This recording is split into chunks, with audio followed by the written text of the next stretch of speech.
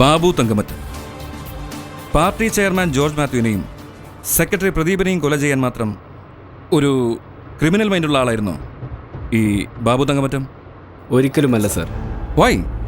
ഒരു പക്ഷേ അയാളും കൂടി പ്രവർത്തിക്കുന്ന ഒരു ലോബി ആയിരിക്കാം ഇതിൻ്റെ പിന്നിൽ. അല്ലെങ്കിൽ അയാളെ മുൻനിർത്തി കളിക്കുന്ന മറ്റൊരു ലോബി ആയിരിക്കാം ഇതിന് പിന്നിൽ. റൈറ്റ്. ഒരു അനിഷ്ട സംഭവം ഉണ്ടാവാൻ മാത്രം പാർട്ടിയിൽ വല്ല ഇഷ്യൂമുള്ളതായി എന്തെങ്കിലും ഒരു ക്ലൂ? പാർട്ടിയിൽ ചെറിയൊരു ഇഷ്യൂ ഉണ്ടായിട്ടുണ്ടെന്നാണ് എൻ്റെ ഒരു നിഗമനം. കാരണം മേൽക്കമ്മിറ്റിയിൽ ഒരു അഴിച്ചുപണിക്ക് സാധ്യതയുണ്ടെന്നുള്ള സൂചനയാണ് CN മുക്കോളിയുടെ വാക്കുകളിൽ നിന്നും എനിക്ക് കിട്ടിയത്. ഈ CN മുക്കോളി? ജോർജ് സാർ കൊല്ലപ്പെട്ട മാർച്ച് 9 രാത്രി സാർ ഒരു എമർജൻസി മീറ്റിംഗ് വിളിച്ചിരുന്നു.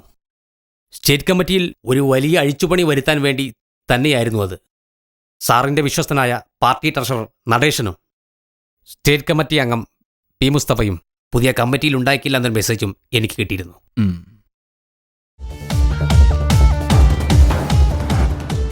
എന്തായിരിക്കും പുതിയൊരു കമ്മിറ്റിക്ക് രൂപം നൽകാൻ സാറ് പെട്ടെന്നൊരു മീറ്റിംഗ് വിളിക്കാൻ കാരണം? വരുന്ന ഇലക്ഷനിൽ നിലവിലെ കമ്മിറ്റിയിൽ നിന്ന് 2 പേരെ മത്സരിപ്പിക്കാൻ തീരുമാനിച്ചു. ആ ഒഴിവിലേക്ക് 2 പേരെ നിർദ്ദേശിക്കാൻ സാർ ഒരു മീറ്റിംഗ് വിളിച്ചിരുന്നു എന്നുള്ളത് സത്യം തന്നെയാണ്. പക്ഷേ അതിന് P. മുസ്തഫ എന്ന എന്നെയും ട്രഷറർ നടേശനെയും സ്റ്റേറ്റ് കമ്മിറ്റിയിൽ നിന്നും നീക്കി എന്നൊരർത്ഥം അതിനില്ല sir. Okay, thank you. Okay, ആവശ്യമുണ്ടെങ്കിൽ വഴിയെ കാണാം. വരട്ടെ. Keep an eye on him. ഒരു കാര്യം വ്യക്തം, ജോർജ് സാർ അന്ന് വിളിച്ച മീറ്റിംഗ് പാർട്ടിയിൽ ആരുടെയൊക്കെയോ അവസാന മീറ്റിംഗ് ആയിരുന്നു. വരാൻ പോകുന്ന ഇലക്ഷനിൽ സാറിൻ്റെ അഭാവം നികത്താൻ ചേച്ചി മത്സരിച്ചേ തീരൂ. ഇതെൻ്റെ മാത്രം അഭിപ്രായമല്ല, പാർട്ടിയുടെ പൊതു അഭിപ്രായമാണ്. അതെ അതെ അതെ അതെ അതെ. അയ്യോ, അതൊക്കെ വേണോ? ആ, ഇമ്രാനോ? തിരക്കിലാണോ? ഏയ്, ഒരു 2 മിനിറ്റ്. പപ്പേട്ടനെ ഞാൻ വിളിച്ചിരുന്നു. പറഞ്ഞു, ഇരിക്കൂ.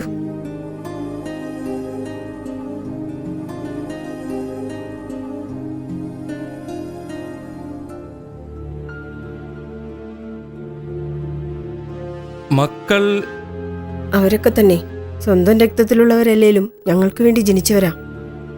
അവരാർക്കൊക്കെയോ വേണ്ടാത്തവരാകാം, പക്ഷേ ഞങ്ങൾക്ക് സ്വന്തം മക്കളാ. അറിയാം. എത്ര തിരക്ക് പിടിച്ച ദിവസമാണെങ്കിലും ഇവരോടൊത്ത് കുറച്ചു നേരം ചിലവഴിക്കാൻ ജോർജേട്ടൻ പ്രത്യേകം ശ്രദ്ധിച്ചിരുന്നു. ഇത്തരം പ്രവൃത്തികൾ ചെയ്യുന്ന വ്യക്തി എന്ന നിലയ്ക്ക് പാർട്ടിക്ക് പുറത്തായിരിക്കില്ല, അകത്ത് തന്നെയായിരിക്കും ആ ശത്രു. എന്തോ എന്റെ മനസ്സും അങ്ങനെ മന്ത്രിക്കും പോലെ. പക്ഷെ ഇമ്രാൻ, എന്തിന്? I don't know. എന്റെ നിഗമനം ശരിയെങ്കിൽ പാർട്ടിയുടെ താഴെത്തട്ടിലേക്ക് എത്തിച്ചേരാത്ത ഒരു റെഡ് സിഗ്നൽ അതായിരിക്കും അയാളെ ഈ ഒരു പ്രവൃത്തിയിലേക്ക് കൈപിടിച്ചത്. അതെന്തായിരുന്നാലും ആ ഒരു മറ നീക്കി ഞാൻ പുറത്തു കൊണ്ടുവന്നിരിക്കും.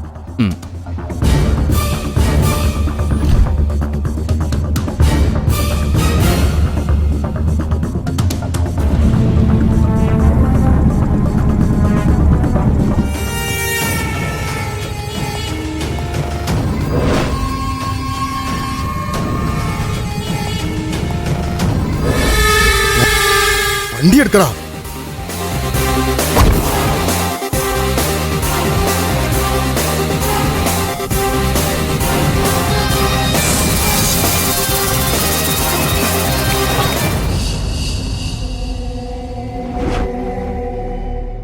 കൊട്ടേഷൻ പിടിച്ച പിന്നെ കൈവറക്കരുത്.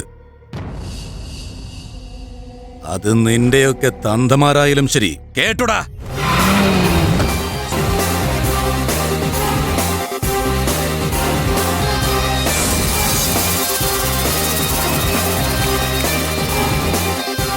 Welcome Imran, welcome.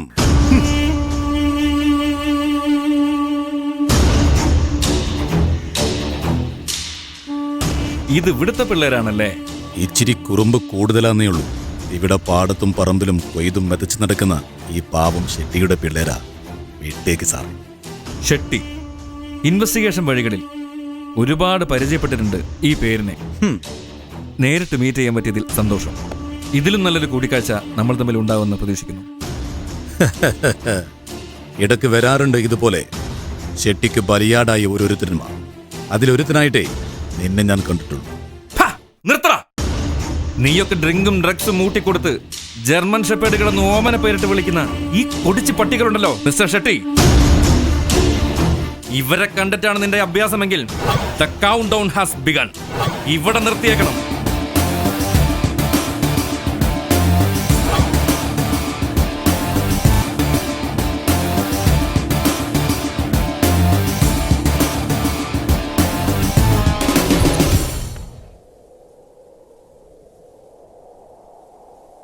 സാർ, ഈ ഷെട്ടിക്കെതിരെ പരാതി പറയാനാ കൊല്ലപ്പെട്ട പാർട്ടിയുടെ ജില്ലാ സെക്രട്ടറി പ്രദീപ് അന്ന് സ്റ്റേഷനിൽ വന്നത്. അതിന് കോൺസ്റ്റബിൾ പിള്ള സാക്ഷിയുമാണ്. അന്നേ ദിവസം തന്നെയാണ് ഈ പ്രദീപ് കൊല്ലപ്പെട്ടതും.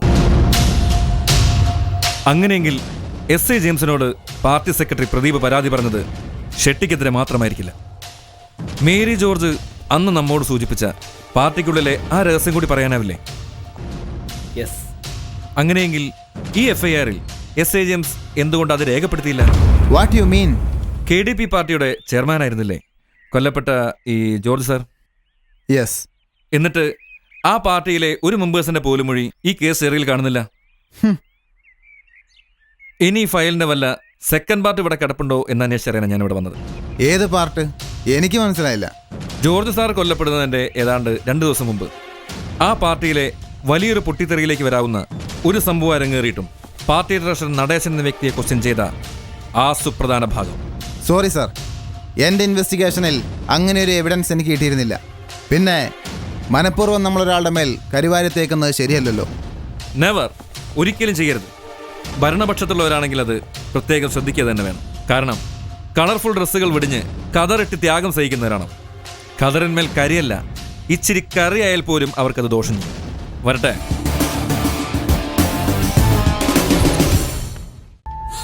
ഓക്കെ, ഞാൻ നോക്കിക്കോളാം. എന്തെങ്കിലും ആവശ്യമുണ്ടെങ്കിൽ ഞാൻ അങ്ങോട്ട് വിളിച്ചോളാം.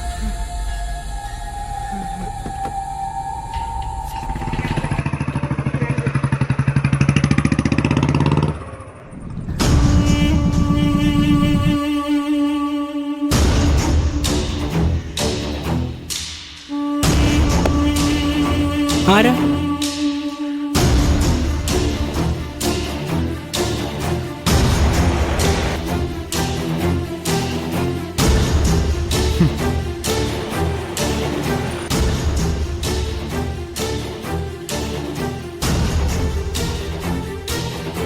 ഞാൻ വരുന്നു.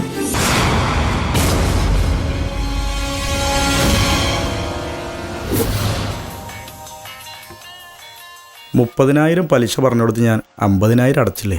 മുറുക്കാൻ കടയിൽ കൊടുക്കുന്നത് പോലെ ഒരു 2,000 രൂപ അടച്ചോണ്ട് പോയാ എങ്ങനെ അടവ് തീരാനാ കാരണവരെ? മകളെ കല്യാണത്തിനാണെന്ന് പറഞ്ഞ് 2 ലക്ഷം രൂപ വാങ്ങിപ്പോയിട്ട് ആ ബന്ധത്തിലുണ്ടായ മോളെ കെട്ടിക്കാറായില്ലേ ഇപ്പോ? എന്നിട്ടിപ്പം പലിശയുടെ കണക്കും പറഞ്ഞ് വന്നിരിക്കുന്നു. എന്താ സാറേ, ഒരു മുന്നറിയിപ്പുമില്ലാതെ നമ്മുടെ വൈക്കൊക്കെ.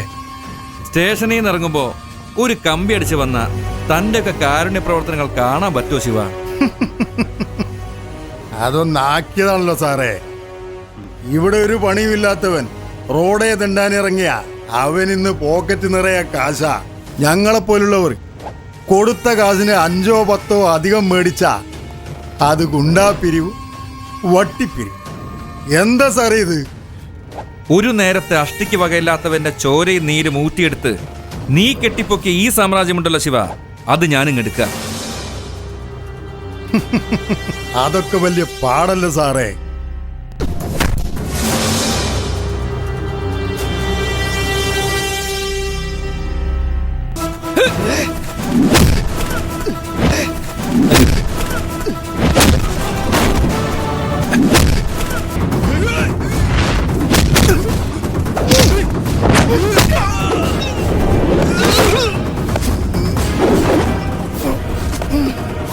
കണ്ണാ